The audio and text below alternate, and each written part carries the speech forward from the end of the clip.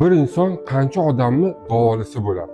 1 million, 2 million, 5 million, 10 million insonni davolagan shifokor, kimyachi, biofizik, akademik Boris Bolotov hozirgi kundagi nosog'lom turmush tarzida salomat bo'lish sirlari kitobidan juda ham bitta zo'r retsept. Buni albatta saqlab olib, yaqinlarga tarqatib, bitta like bosib qo'yish kerak bo'ladi. Chunki bu retsept bilan jigaringiz tozalanadi, oshqozon ichingiz tozalanadi va qoningiz tozalanadi.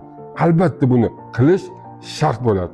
Kerak bo'ladi bir choy qoshiq qalampirmunchoq, 3 dona anis va bir osh qoshiq rastarovchi urug'i. Hamma ziravorlarni kofemonkadan kukun holatiga keltirib olib, uni bir stakanga solib, ustidan 200 ml qaynoq suv solib 30 minut damlab, so'ngra sitadan o'tkazib, bir choy qoshiq asal solib aralashtirib qo'ysangiz bo'ldi.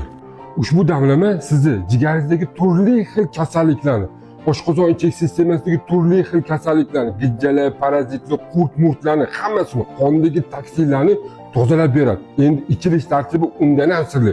Oyga to'lin oy bo'lgan fazasi bor.